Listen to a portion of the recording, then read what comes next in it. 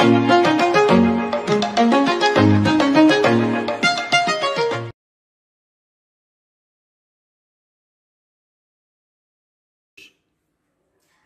күн әлеуметтік желі қолданушы оқырмандар.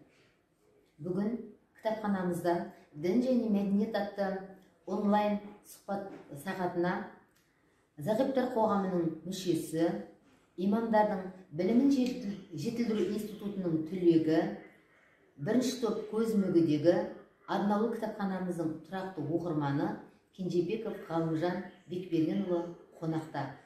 Бүгін біз тақырыбымызға байланысты Ғалымжан Бекбергенұлына бірнеше сұрақтарымызды қойсақ дейміз. Тарихи жадыға көз жүгіртіп қарайтын болсақ, дін және мәдениет егіз ұғым.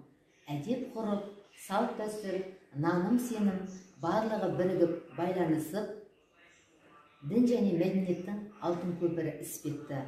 Ұлы Абай айтқандай, Алланың өзі де рас, сөзі де рас демекші Ғалымжан Бекбергенұлы. Бірінші сұрағымыз жалпы дін дегеніміз не? Ассаламу алейкум, құрметті оқырмандар. Енді бұл жерде дін дегеніміз не деп айтатын болсақ, дін деп қысқаша бір ауыз сөзбен айтып жазуға да болады. Дін таза иләһи нәрсе деп бір ауыз қысқартуға болады. Негізінде дінді қазіргі көп адамдар былай түсініп жатыр.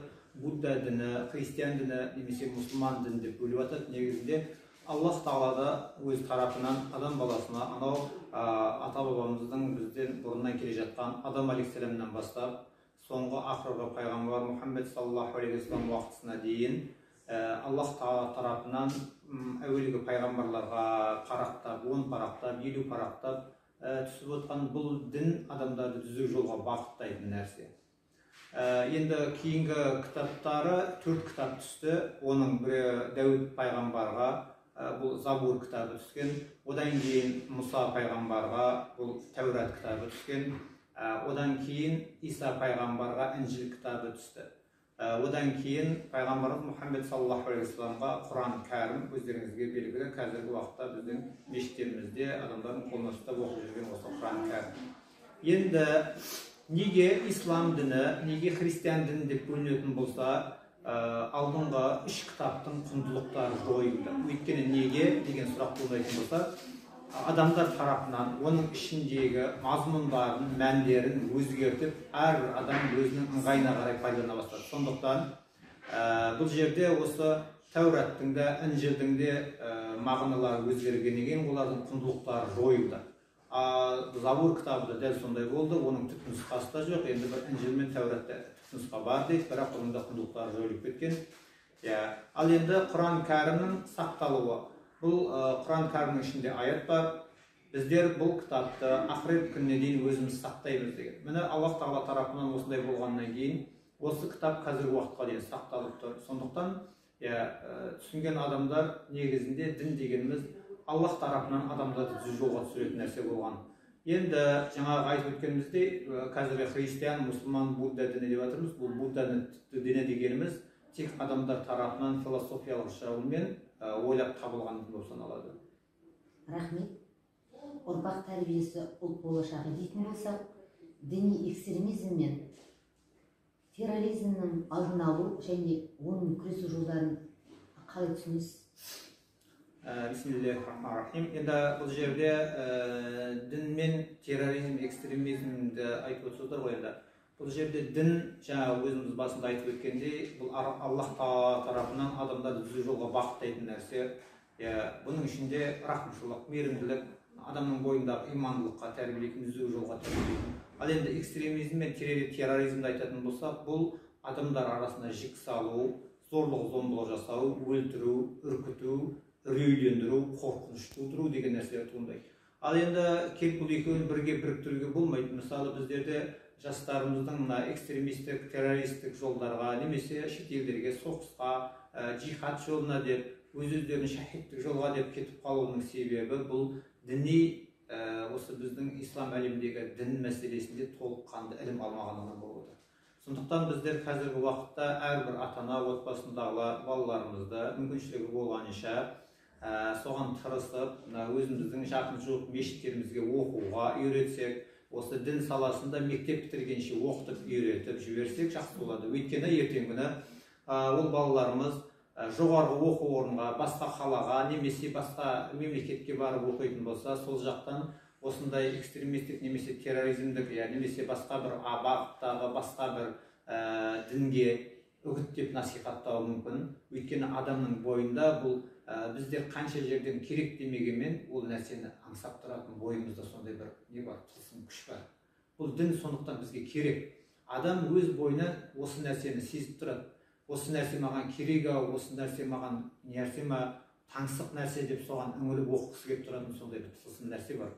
Енді бұндай нәрсені түсінген кейбір адамдар жақсы пайдалана біліп жастарды осындай теріс жолға үгіттейді. Сондықтан өздеріңізге белгілі, мысалы Сирия соғысына кетіп қалып жатқан, барып сол жақта шахид боламын деп қаншама жастарымыз отбасымен, бала шағасымен адасу жолына кетіп қалып жатқандары, осының алдын алу үшін, осындай нәрсеге жол бермеу үшін біздер қолымыздан келгенше балаларымызды өзіміздің жергілікті мешіттерге сабаққа үйретсек, оқытсақ, діннің не екенін толыққан түсінсек, Қазақстан мұсылмандар діни басқармасының пәтуалары бар, осы ютубтерде осы мешіт қызметкерлерінің уағыздары бар, соны тыңдасақ, сөйтіп түзу жолға тартсақ, балаларымызды иншаллах сол кезде біздер алдын алған боламыз.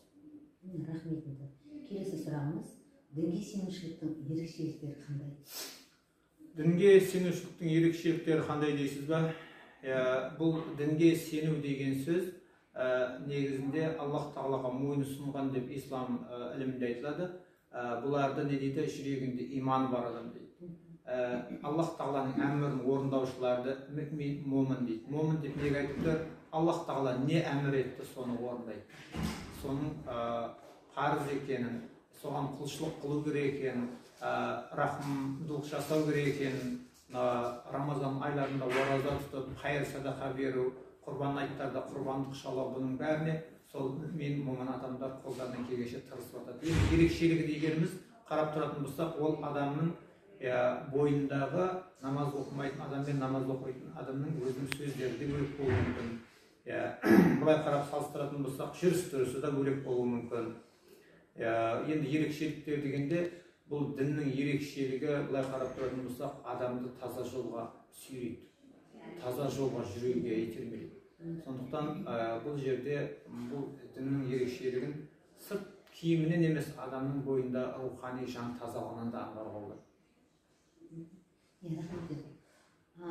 Халқымыздың заңғар жазушысы Мұхтар Әуезовтің ел боламын десең бесігіңді түзе демекші, қазіргі қоғамдағы діннің алатын орны қалай түсінесіз? Қазіргі қоғамда діннің алатын орны дейсіз бе? Бұл жерде діннің алатын орны былайынша айтқанда негізі әрбір мемлекетке өте пайдалы болу керек. Біздің мемлекетіміз зайырлы мемлекет, өздеріңізге белгілі. Енді дінге бізде ешқандай қысымшылық жоқ десек болады.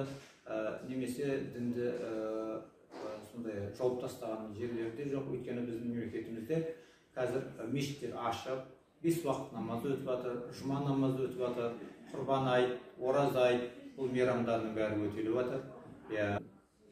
Рахмет сұхбатыңызға. Енді Ғалымжан Бекбергенұлы, хабарымыз аяқталып келе жатыр. Бір-екі ауыз тілегіңізді айтып берсеңіз.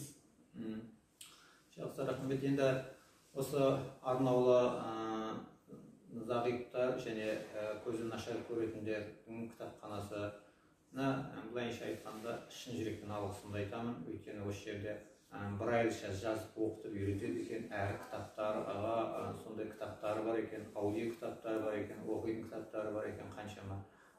Көзі былайынша зағип адам үйде отырып қалғаннан гөрі оқып ілім алу қарыз болатын болса, бұл жерден ілім алып, оны оқығандар үшін ол кісілер сіздерге шексіз алғыс айтады. Сол кісілердің қатарындағы адаммын мен де шын жүректен сіздерге алғысымды айтамын. Жұмыстарыңыз өркендей берсін, алға баса берсін. Кітапханаларыңыздағы кітаптарыңыздың қоры молая берсін. Аспанымыз ашық, еліміз тыныш заман болсын. Әрқашанда осындай істеген қызметтеріңіз Алланың ризалығына бөленсін. Рахмет. Әмин. Алаш қайраткерлерінің бірі Шәкәрім Құдайбердіұлының ындыны таза, иманды деген сөзімен онлайн сұхбатымызды аяқтаймыз. Келесі кездескенше қош сау болыңыздар.